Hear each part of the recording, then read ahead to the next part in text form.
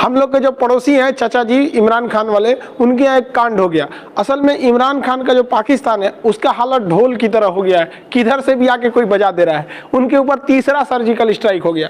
India ने शुभारंभ किया था और उसके बाद अफगानिस्तान ढोल बजा दिया, अब तो ईरान भी उनको ठोक कर चला गया है, सर्जिकल स्ट्राइक कर दिया उनके एरिया में, मार और के दूर तार के अपने 2 सैनिकों को वहां से छुड़ाकर वो लेकर चला गया है। देखिए पाकिस्तान के साथ ऐसा क्यों हो रहा है? पाकिस्तान की हालत अभी के वक्त में, इकोनॉमी भी गिर रही है, कोरोना ने चौपट कर दिया, आंतरिक कला है, वहां पर आतंकवाद वाले हैं, सब बलूचिस्तान का इशू है। पाकिस्तान ऐसी क्राइसिस से जूझ रहा है कि इमरान खान की हालत वैसी हो गई है जिसके साथ ये घूम रहे हैं फिलहाल। ये पाकिस्तान की जो नींव ही रखी गई थी वो एक गलत नियति के हिसाब से रखी गई थी। शुरुआत में वो लोकतांत्रिक देश था, बाकी आगे जाके उसने एक इस्लामिक राष्ट्र का कल्पना कर लिया और वहां पर अन्य धर्मों के ऊपर ज्यादती करना चालू कर दिया। वहां पर हिंदुओं के साथ कोई उल्टा सीधा काम कर दो, सिख के साथ, जैन के साथ, बौद्ध के साथ, ये लोग सब लोग वहां से भागने लगे और पाकिस्तान से ये लोग का पलायन चालू हो गया। अलग अलग देश में ये लोग शिफ्ट होते गए क्योंकि जान बचाना यहाँ पे जरूरी था।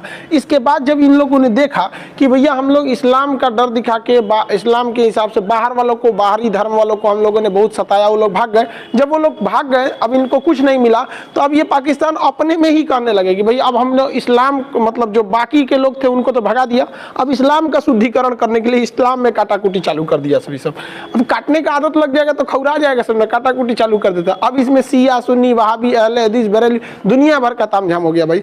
तो कभी ये लोग अहमदिया को मारने लगते। हद तब हो गई कि अहमदिया को इजराइल जैसा देश वैल्यू देता है, जबकि पाकिस्तान जो खुद को इस्लामिक देश कहता है वो अहमदिया को वैल्यू नहीं देता है। कहता है कि अहमदिया लोग मुसलमान ही नहीं हो पाते हैं। वहां पर जो हजारा मुस्लिम हैं उन लोग को वो मार देता है, नरसंहार करके काट देता है। मतलब ये बताइए, छोटे छोटे बच्चों को मार देता है, बलूचिस्तान के लोगों को मार देता है, नरसंहार खुलेआम बलूचिस्तान में मारधार होते रहता है, यहाँ पे ये लोग मार देते हैं। तो जो इनके देश के माइनॉरिटी हैं ये उनको ये लोग जानवरों की तरह मार देते हैं।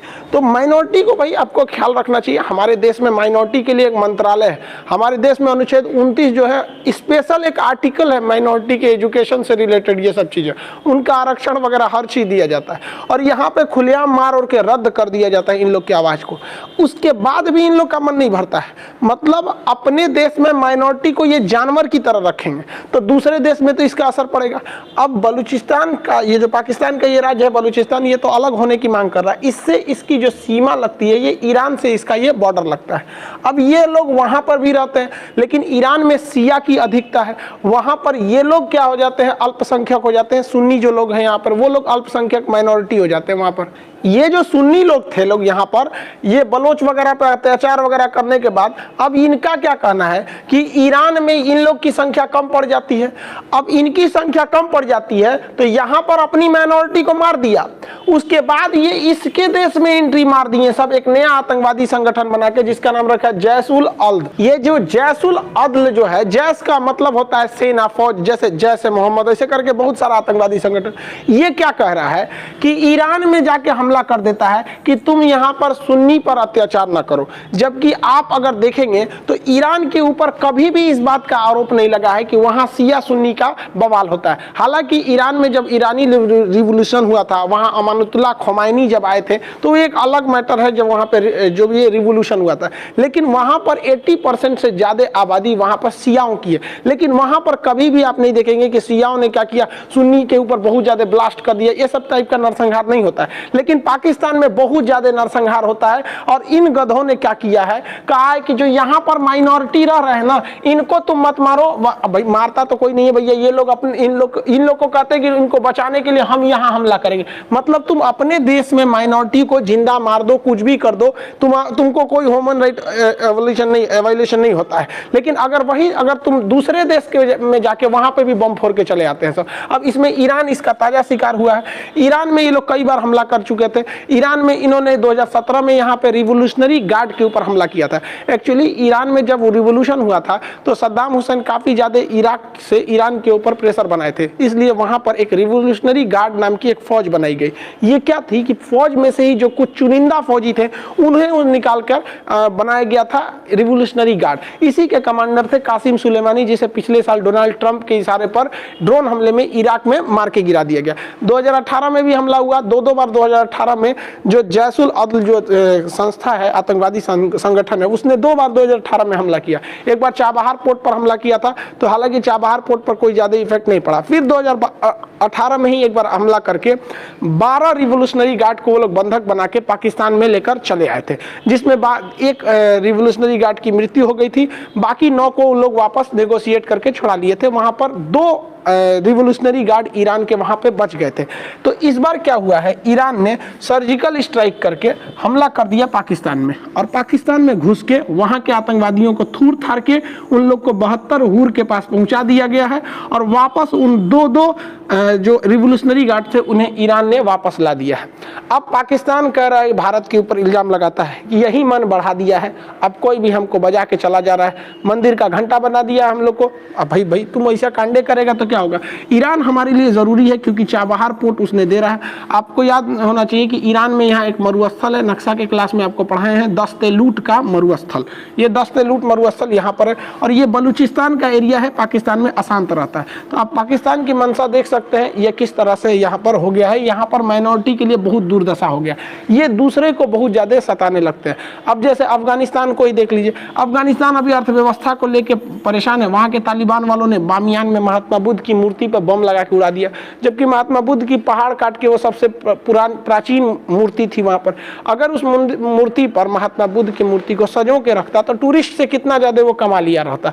हम लोग के बिहार में भी अगर आप देखेंगे तो राजगीर में, नालंदा में कितने बौद्ध भिक्षु आते हैं वहाँ पर, गया में देखने के लिए महात्मा बुद्ध के स्थलों को। पाकिस्तान भी माइनॉरिटी का ख्याल रखता, वहाँ पे जो सिख समुदाय है, यहाँ जो हिंदू समुदाय है वहाँ के, उन लोग के धार्मिक धरोहरों को सजो के रखता, और उस पर अगर वो 100 रुपये भी टिकट लगाता ना तो जैसे वहाँ पे गुरुद्वारा पे भी सुरक्षित नहीं रह गया, वहाँ भी उल्टा सीधा लोग बयान दे देते हैं। जो मंदिर वगैरह है उसको तो कम से कम सुरक्षित रख देते, और जो भारतीय वहाँ पे दर्शन करने के लिए श्रद्धालु जाते हैं उनकी सुरक्षा की गारंटी देते। तो हिंदुस्तान से इतने लोग चले जाते उन मंदिरों में देखने के लिए, दर्शन करने के लिए, और अगर वो 10-10 रुपये भी दे के चले जाते ना तो पाकिस्तान की अर्थव्यवस्था बच सकती थी। उन्हें अपने जो अभी चाइना से कर्जा लेने के लिए वो चाइना के रखेल बन के बैठे हुए हैं कि कर्जा दे दीजिए, कर्जा दे दीजिए। सऊदी अरब वाला कर्जा दे देता है, तो कर्जा लेके चलते भाई साहब। टूरिस्ट पे बहुत बड़ा बिजनेस होता है ये टूरिस्ट। तो सबको मिला के रखेंगे, आपका देश शांत रहेगा, तब ना लोग आएंगे आपके यहाँ। ऐसा कांड करते रहेंगे, अपने यहाँ जो मार रहा है उसको मारबे करते हैं। कश्मीर में घुस जाइएगा, कभी इधर हमला करेंगे, ईरान में कुछ आओ ससुरत नहीं, तुम ये फाटल ढोल है पाकिस्तान पूरी तरह। आने वाले वक्त में पाकिस्तान के ईरान से रिश्ते कुछ ज्यादा बिगड़ेंगे, या तो फिर उसके सऊदी अरब से बिगड़ेंगे। किसी से भी बिगड़े हमारे लिए फायदा है। रीजन क्या है, हमारी ईरान से भी बहुत अच्छी दोस्ती है और सऊदी अरब से भी बहुत अच्छी दोस्ती है। सऊदी अरब में हमारे यहाँ से बहुत सारे लोग काम करते हैं, तो ईरान से हमें पेट्रोल मिल जाता है, तो ये फायदा। लेकिन जब से जो बाइडन आए हैं, जो बाइडन जो है ईरान को तवज्जो देते हैं, ईरान को वैल्यू देते हैं, और वो सऊदी अरब को पसंद नहीं करते हैं, यहाँ की राजशाही को पसंद नहीं करते हैं। इसका मतलब अब सऊदी अरब के ऊपर दबाव बढ़ेगा और ईरान से प्रेशर हट जाएंगे, जिस वजह से मजबूरी में पाकिस्तान, देखिए पाकिस्तान भी एक सुन्नी कंट्री है, सऊदी अरब भी सुन्नी कंट्री है, तो ये दोनों मिलकर ईरान के ऊपर प्रेशर बनाएंगे। ये भारत के लिए बेहतर होगा, क्योंकि इसी पाकिस्तान के प्रेशर को न्यूट्रलाइज करने के लिए ईरान दबकर अपने प्रेशराइज महसूस करेगा और भारत को चाबहार के थ्रू रेलवे लाइन की कनेक्टिविटी को सुगमता से उपलब्ध करा देगा। अब इन लोग के सामने गजब समस्या आ गई है। ये ट्रंप के शासन में ये लोग बहुत उड़ रहे थे। ट्रंप का शासन जो था ईरान के लिए एक ब्लैक एरा के तौर पे था। ट्रंप जैसे चले गए, आप देखते होंगे ईरान अब खुल के आ रहा है, क्योंकि ट्रंप के शासनकाल में ईरान को बहुत दबाया गया था, उनके वैज्ञानिकों को मार दिया गया, सेना प्रमुख को मार दिया गया, कासिम सुलेमानी। तो ईरान के ऊपर एक प्रेशर था, उसके सेना का मनोबल कम हो रहा था। अब इस सेना का मनोबल कैसे बढ़ाया जाए, तो सेना का मनोबल बढ़ाने के लिए थूर दिया गया पाकिस्तान के बलूचिस्तान में घुस के ईरानी रेवोल्यूशनरी गार्ड द्वारा, और वहां के आतंकवादियों को कूच कांच के और जो उनके सैनिक जिन्हें बंधक बनाया गया था वापस लाया गया, जिससे कि ईरान का थोड़ा मनोबल भी बूस्ट हो गया। और ईरान ने दिखा दिया है कि अब जो बाइडन आ गए हैं, अब वो धीरे धीरे अपना विस्तार करेगा। अब पाकिस्तान के लिए गड़बड़ है, सऊदी अरब के लिए भी गड़बड़ है। इस ससुरे लड़ते रहो लोग, भाई साहब हमको यहाँ से तेल चाहिए, यहाँ से रोजगार चाहिए, तेल खत्म, तुम लोग का खेल खत्म। आई होप आप इसे समझे होंगे। नेक्स्ट वीडियो में हम लोग म्यांमार के तख्ता पलट के बारे में चर्चा करेंगे, और नेहरू जी ने जो उसको म्यांमार को कोको द्वीप दे दिया था, उस पर म्यांमार ने उसे चाइना को गिफ्ट दे दिया, वहां चाइना की नौसेना आ गई, भारत ने पहले क्या गलती कर दिया था, इस सब की चर्चा अगले वीडियो में करेंगे। तब तक के लिए जय हिंद।